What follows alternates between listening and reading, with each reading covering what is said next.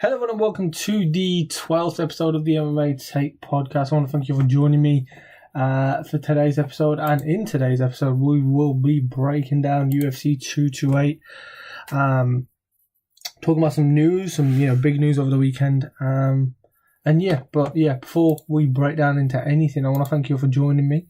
Whether you're listening on, where can you be listening? Twitch did amazing last time, so if you listen from Twitch, appreciate you. YouTube, iTunes, Google Play Podcasts, TuneIn Radio, Player FM, Stitcher, Spotify, wherever the fuck you listen to us from. I appreciate you. Thank you very much. Don't forget to tweet me at the MMA Take for any of your thoughts and opinions. I'll give you a shout out in the podcast and read the tweet out. So go tweet me there. The link directly to my Twitter is in the description of every podcast anyway.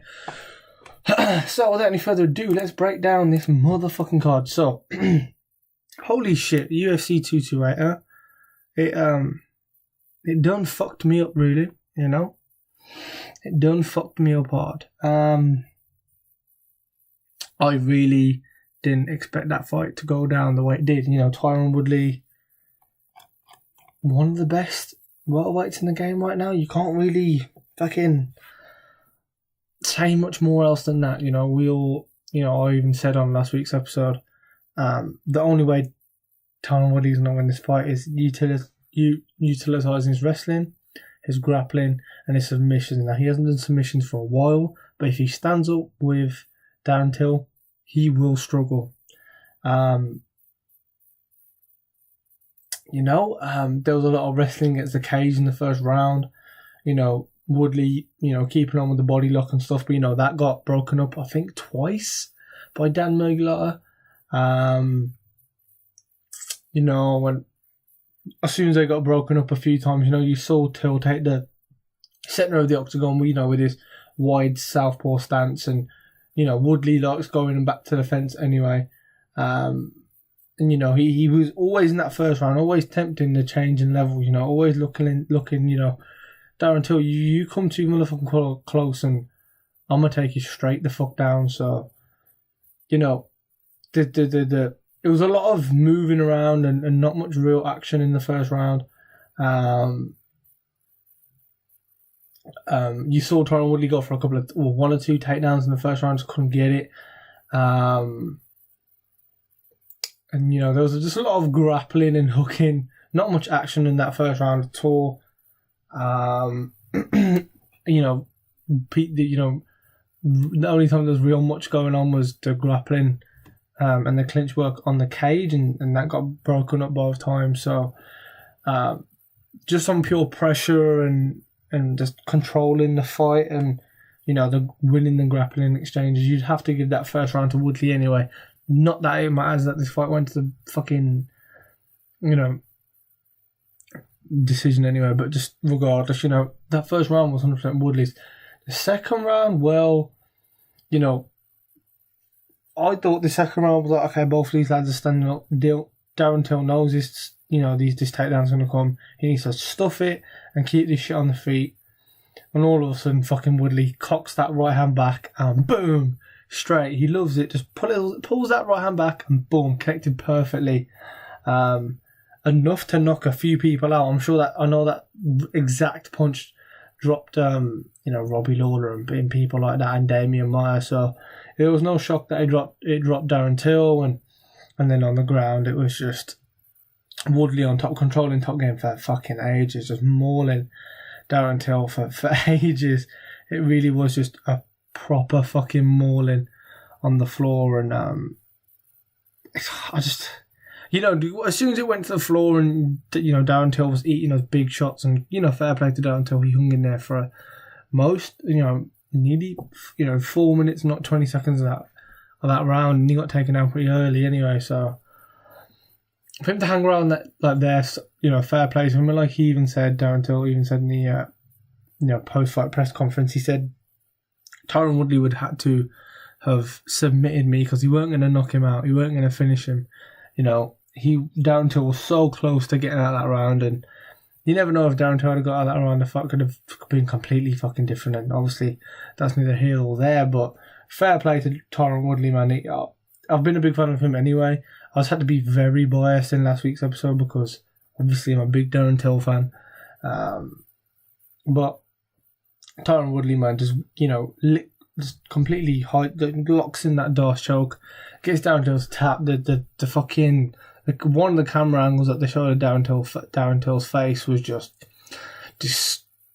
Woodley had that in tight as a motherfucker, tight. Fair play to Tyron Woodley, like I said, the fact that, Tyron Woodley is now beaten an uppercomer. Like, if you look at just, for starters, he won the belt by beating up there top 5 welterweights in the world, Robbie Lawler on his day anyway. Beat him, goes on to draw against and then beat one of the best and most high-level strikers in the division. And then goes against one of the most, or the best even, grappler in the UFC in terms of jiu-jitsu and Damian Maia. And then he goes and takes on one of the biggest prospects in the UFC, amazing Muay Thai, big fucking guy as well, in Darren Till, and derails that train hard. Darren Till got under 5 punches in, something, or significant strikes in, ridiculous. Or maybe he didn't even throw a punch. You know what? Did he even throw a punch? Because I really don't think he did. Let me just double check. Strikes. Yeah, total strikes. He threw 3, and none of them landed. So that just says it all, really. Fucking Tyron Woodley. Oh wait, no, that was in the. Oh, I lied. That was in the second round. In the first round, he threw 4 and 1 landed. So, in the whole fight, I just compare, Woodley landed 74 of his 97. Darren Till landed 1 of 7. Jesus fucking Christ. Come on, that's just impressive. That's more than impressive. That's fucking amazing. That is what a dominant champion does. Tyron Woodley gets underlooked like a motherfucker by everyone. I did it last week. I did. Tyron Woodley is probably... He's a monster. That's it. I've nothing as much more to say than he is a fucking monster. Now, what does he need? Well, like I said, with the whole... He needs someone that can really push him into everyone's fandom. And who's one of the people that fucking people hate the most? Obviously, Colby Covington, and him being stripped the belt. Like, if you just look at the rankings, he's defo the next in line. Like, surely has to be. If you look at the top 5, Robbie Lawler in 5th, Stephen Wonderboy Thompson 4th, RDA 3rd, Darren Till 2nd, Colby Covington 1st being interim champ. Darren Till 4th, RDA just lost to Colby Covington. Stephen Thompson has fought Woodley how many fucking times now? Don't need to see that again. And Robbie Lawler just is not active enough. He beat... Who did he beat recently? Was it the Cerrone fight, his last fight? It couldn't have been. Oh, no. So he fought Cerrone in July last year, and then December last year fought RDA and lost. So he hasn't fought all of 2018. We're well past halfway through the year. So there's no way you're giving him a title shot. 100%. Colby Covington is the next person for Woodley to fight, and it has to. It only makes sense. Colby Covington will push Woodley to fucking talk as much shit as possible and really hype the fight. Those two men legitimately hate each other, and that's what you need sometimes for these big athletes, these big names in the UFC to become even bigger household names. Woodley's probably one of the best. He should be up there in the pound for pound, really. He's up there with the Max Holloways. He's up there with the DCs for sure, just on amazing champions and how well they've defended their belts and the people that they've defended their belts against. 100% Tyron Woodley is one of the best pound for pound champions in the UFC right now. And yeah, fair play to Woodley. In terms of Darren Till, yeah, he'll be back. He's 25 years old. It's his first loss ever in MMA. You know, he's lost in Muay Thai before, but never in MMA. He'll be back. He's only 25 years old. If I was him, I'd just move the fuck on up. I would just go to 185. He can really do some fucking damage in 185. Now, don't get me wrong, 185 is stacked at the moment. You know, you've got Whittaker as the champion, Joe Romero, Luke Rockhold, Wyman, Gastelum, Jacare Souza, and that's only the top 5. When you look at the 10 to 6, that's Brad Tavares, beast, Israel Adesanya, beast, Paulo Costa, beast, David Branch, former PFL champion, absolute monster, and Derek Brunson. Now, I know half of those people are lined up to fight each other on 2:30, which is the Madison Square Garden one, this year, to help that division, you know, kind of crack on. But if I was Till, take the rest of the year off. No rush. You know, there really is no rush. You know, it felt like he was only fighting Cowboy Cerrone only a year ago, and goes on to fight Cerrone, Wonderboy, and now a title fight. Did he get rushed? Maybe a little bit, but there was just no one else, you know. So, there was someone else in Kobe Covington, but, you know, he didn't want to take the fight, and he didn't want to wait, and blah, blah, blah. It happened for Till, and Till took the opportunity with 2 hands, you know. Hopefully we'll see what the pay-per-view numbers did. Obviously, people in the UK don't really will never contribute for pay-per-view numbers because we don't get it here on pay-per-view. We get it with our regular sports channels. So imagine the viewership in the UK was fucking phenomenal for that fight. You know, when you get it on your regular TV, or your regular cable TV, you know, I presume the ratings would have been pretty well in the UK. Helped Darren Till's name go even farther. But in terms of pay-per-view in the US, it'll be interesting because that's all on Woodley, really. See how well Woodley can push himself. But to be fair, this is an amazing card. Running down these fights, I'm going to break down the rest of the fights now, but there was some fun. This main card was probably one of the best main cards of the year. Definitely the most entertaining. The first fight, didn't even know who these first 2 guys were. And the fight was 18 seconds long or something ridiculous. It was such a great fight. You know, the only one that you could say was a bit of a stalemate was the Johnson-Rivera fight. But even just knowing that and being a hardcore fan, knowing what that fight could mean for those 2 people in that bantamweight division, it was a big fight.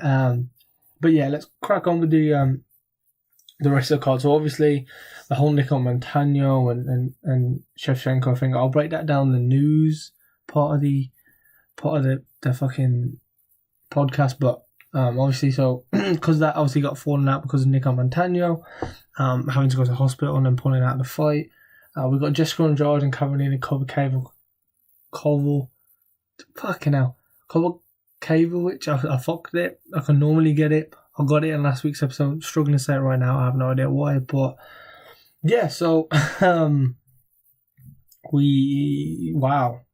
Jessica on motherfucking Andrade. I said this in last week's episode. She has legit knockout power, and Jesus fucking Christ, I don't even need to break down this fight too much. Rather than what a motherfucking right hand that was. It legit was just, you know, she kept marching forward, and looked like Kowalkiewicz put her head down a little bit to throw a punch because obviously she got rocked early. She got rocked basically straight away in this fight. Within the first minute, she was rocked. Now, from that moment, she probably knew herself that she was going to struggle to get out of the round, and the only way she was going to get some points on the card was to fucking put her head down and just swing for the fences. She did that, and Andrade just goes, okay, you're going to put your head down and throw some punches? Here's a right hook that you're not going to see, and I have that on the chin, and your eyes are going to roll back. Now, boom. Jesus, what fucking knockout. Holy shit, you know. It was tough to see Carolina, you know, cry in the cage at the end because she's had a bit of a rough stint at the moment. You know, she's kind of struggling, you know. She's going back and forth in the rankings, you know.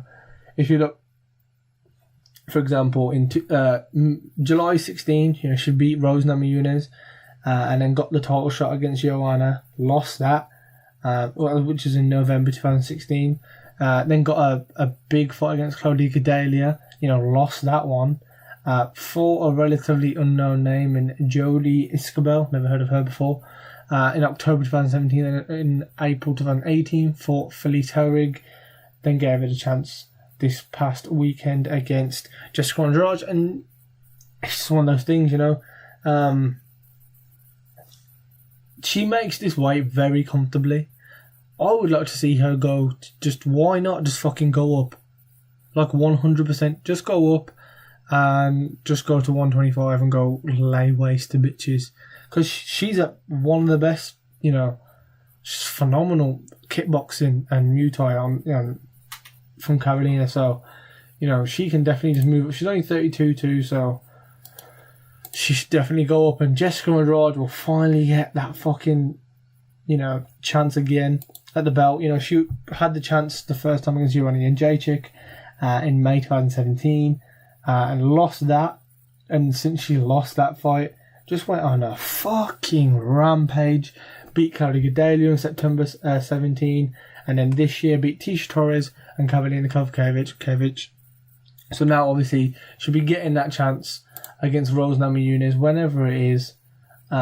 She'll get the chance, and she deserves it, man. She's an absolute monster. Fair play to her. Vicious motherfucking knockout. Defo knockout of the night. Although there was a fucking ridiculous head kick on the prelims, but just because of the stakes of this fight, you kind of got to give it to Andrade. But the next fight we had was Zabit versus Brandon Davis, and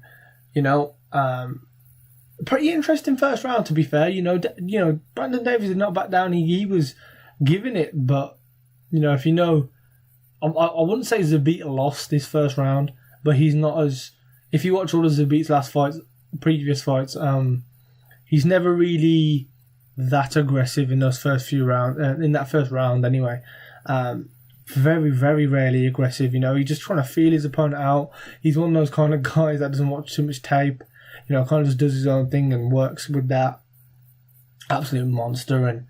And in the second round, gets the fucking submission via knee bar. He makes watching fights look effortless. You watch other sports and you see some of these athletes and you just think, fucking hell, they make tennis look so easy, they make football look so easy, they make basketball look so easy. You watch Zabit fight and you go, fucking hell, I could fucking do MMA. Jeez, he makes it look so effortless.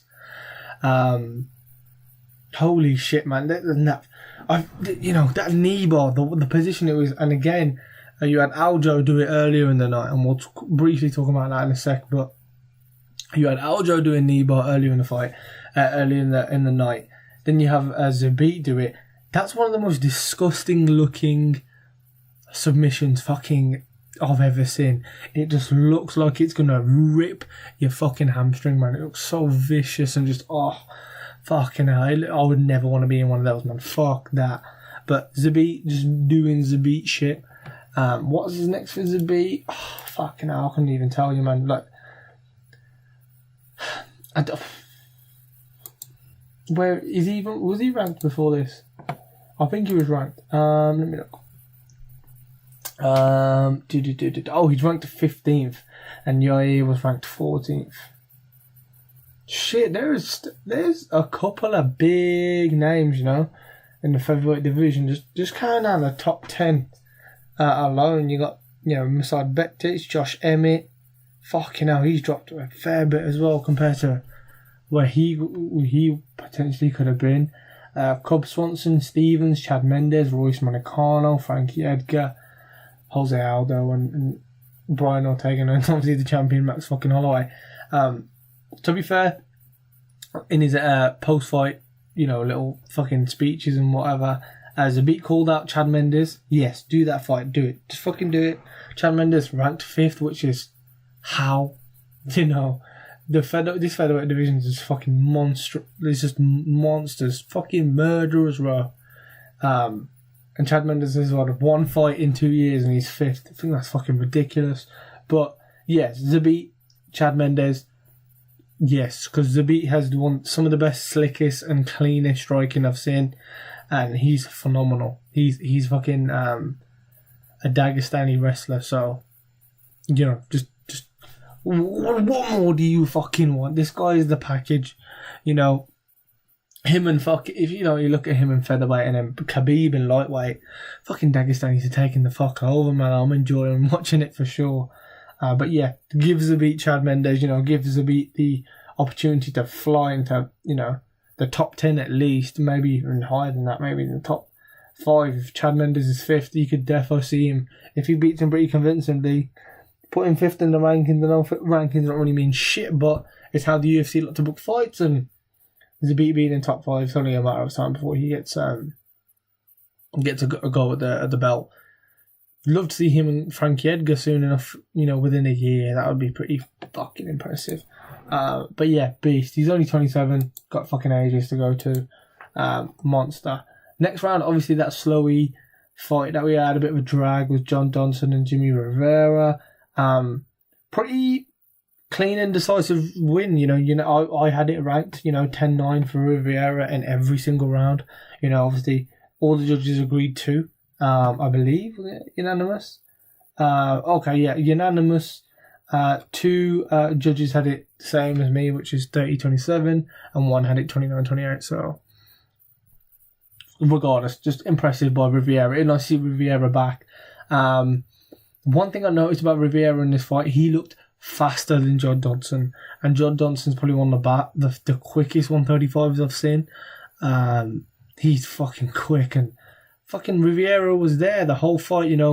Defo, I think, what's potentially could have made Rivera look a bit quicker and make John Dodson a bit slower was those kicks to the knee, man. Those front kicks to the knee, just fucking vicious, man. Very, very much slowed John Dodson down. We're putting a toll on him, but not much more to say than, Jimmy Rivera, fucking very, very decisive victory there. And what's next for him? I think they need to give him that Cruz fight. That was booked for the end of the year last year, and then Cruz pulled out because he got injured.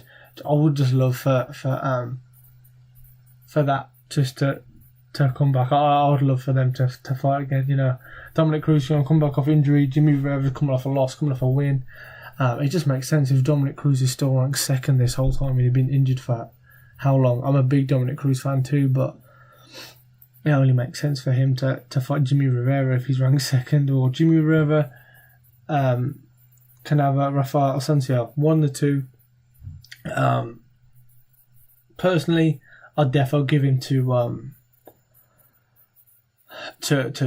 Dominic. 100%. And the next fight, I'm going to quickly break down just because we're on bantamweights anyway. Just briefly, was Aljamain Sterling getting that big win, in the first round especially. It looked like he's going to lose that fight. Come back and gets the knee bar. Brilliant for him. He's ranked 8 at the moment. Obviously, this was previous to the fights. These haven't been fixed yet. Legit. Then again, I'd love to see Aljo versus Asuncao, or Aljo versus Lineker. Lineker, 6th, and Asuncao ranked 3rd. One of the two. Give Aljamain his fucking shot, man. His career is a bit topsy-turvy too. He gets a couple wins and gets a couple losses. It's just the way he is. But if you look at the people that he's fought, lost to Marlon Moraes. He did lose to Rafael Assunção in January 17, so it wasn't exactly too long ago. So yeah, maybe just give him John Lineker then, if Lineker hasn't got an opponent. But fucking 135 2 stacking up. All these divisions are pretty stacked, man. We need the fights to be happening. That is legit the only fucking issue. Next fight I want to talk about was the first fight on the main card, in Nico Price versus Abdul Razan Al-Hassan. Holy shit, Abdul Razan Al-Hassan. Struggling to say her name, but what the fuck, bro? In 43 seconds of the first round, just vicious. Left hook to knock out Nico Price. This guy's a beast. I never knew who he was before this fight. This guy's a fucking monster. You know, he's 10-1. Holy shit. Just holy shit. Just wow. This guy's a monster. Legit monster. Who do we give him next? I'm not quite sure, because he's, you know, only been in the UFC since November 16. Then again, 5 fights in the UFC. Lost one of them against Omari Akhmedov in May 2017. Lost it by split decision too. So yeah, this guy's a bit of a beast. Defo, keep him on the mind. You know, he's fighting out of, you know, home guy there out of Texas, fighting out of Texas, 170. Absolute monster, man. He is 33 though, so he's kind of hitting his prime now in terms of MMA. But yeah, hopefully, you know, he's a monster, absolute fucking monster. Now, last fight I want to talk about was the main event of the pre-fight field, the prelims, the fucking prelims. FX, by the way, what the fuck? Do you hate ratings, UFC?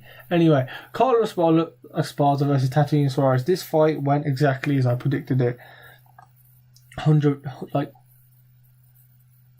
don't get me wrong. I said decision. I did say decision. I didn't expect it to be via knockout, but 30 seconds or so later, the fight would have ended anyway, so fuck it. Basically would have got it.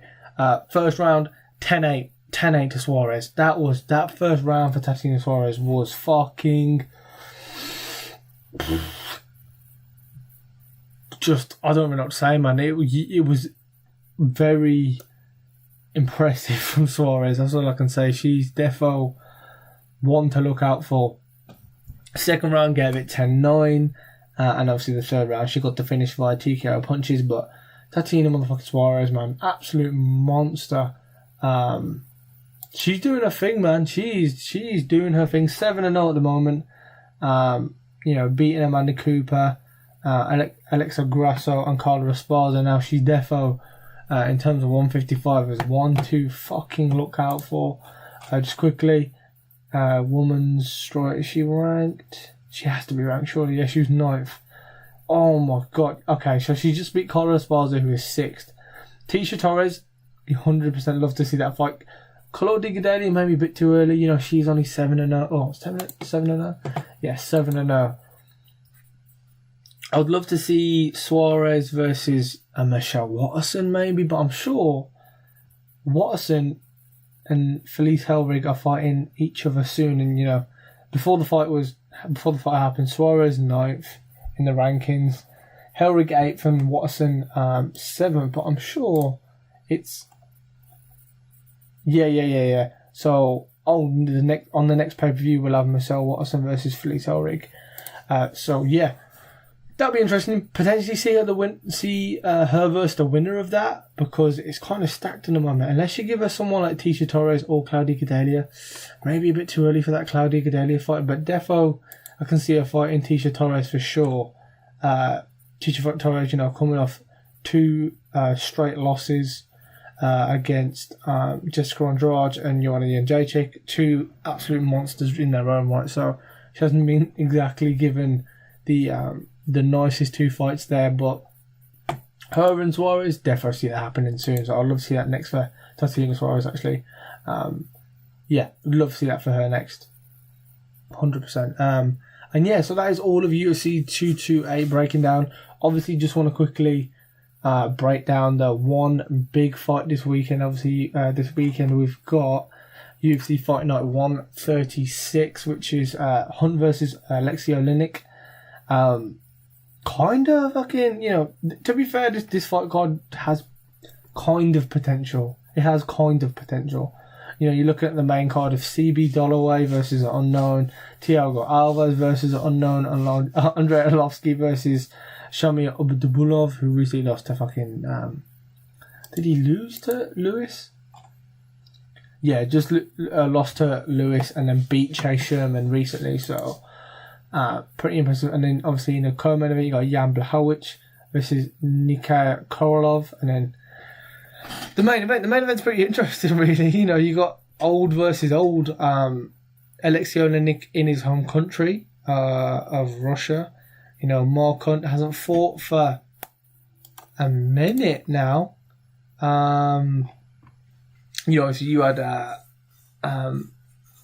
You had fucking Alexei Oleinik fight pretty recently against Junior Albini in May 2018 when he got that win via that Ezekiel choke. I want to say one of the first Ezekiel chokes in the UFC.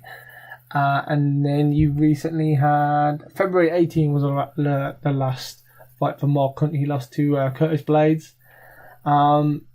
Legit, I don't think there's much to break down in this fight, but whoever lands the first biggest motherfucking punch is going to knock the other guy out. My money is probably going to be on Hunt. Am I going to watch this live? Probably not. I'll probably just record it and catch the highlights eventually, but yeah, I probably got Mark Hunt to win this fight just by knockout, unless Alexei Oleinik can, use the most of a submission game. I don't know. With 56 wins in the UFC and 44 of them coming via submission.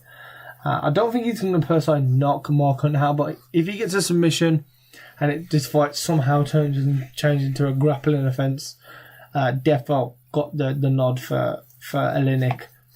But if anyone's going to land that knockout punch, it'll be Mark Hunt. Pretty interesting just to see two old guys scrap it out. Interesting what happens, whatever happens. But yeah, that's the breakdown. That's the only real big fight for UFC 139. And then obviously, the only real big news coming out the whole week was obviously the whole Nicole Montano situation where she, cutting weight, and then I want to say her kidneys did shut down. Kind of the same thing that happened to Khabib in the UFC 223. It was just a case of her kidney shut down, and obviously couldn't fight. But then what happened after the fight was pretty interesting. She went on the MMA Hour with Luke Thomas on Monday, saying that fucking no one from the UFC contacted her to see if he was even alive. See if she's okay. She found out that she lost the belt through fucking Instagram, which is just ridiculous. Stripping the fighter, stripping her really made no sense. There's no point in having what's the point in having that whole season of tough to crown a champion, to her pull out for cutting weight, being in genuine health issue, could have potentially died. You never know how serious these things can get. Could have potentially died, and they go and strip her for no reason. Well, then what's the point? All you have to do was just chill, wait, and rebook the exact same fight in a few months' time at the end of the year. Just book it for the end of the year. Like, Jesus fucking Christ, UFC, you couldn't have waited that long. You really had to go and strip the title, but is what it is. She also said in the MMA Hour that she was offered. She didn't want to take the fight so quickly because she was recovering so many injuries from doing tough, and the tough's ridiculous. You're there for 6 weeks. You have 6 fights or whatever it is. You got to cut weight 1,000,001 times. Loads of people come out with some injuries and end up taking time off after tough, and you don't see him fighting for like another year or so. So fucking there's that. But she's kind of almost forced to take this fight on this card against Shevchenko. Otherwise, they would have stripped her anyway.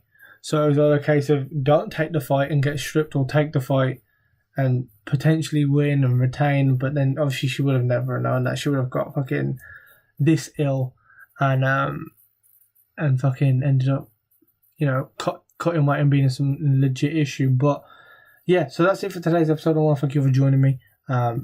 Brilliant episode. Brought down UFC 228 and predicted the main event of UFC Fight Night 136. Don't forget to tweet me in the description below. Don't forget to right there. Tweet me your predictions for next week's fights. Tell me what you thought about UFC 228. And tell me what you think about Dana White not even coming to the press conference and how much he really does not Tyron Woodley. Just appreciate all the love at the moment. On Twitch, the podcast did fucking scary numbers. So I want to thank you all for joining me, whoever joined me on Twitch. There's been episode 12 of the MMA Take. I want to thank you all for joining me, and I'll catch you all next time. Cheers.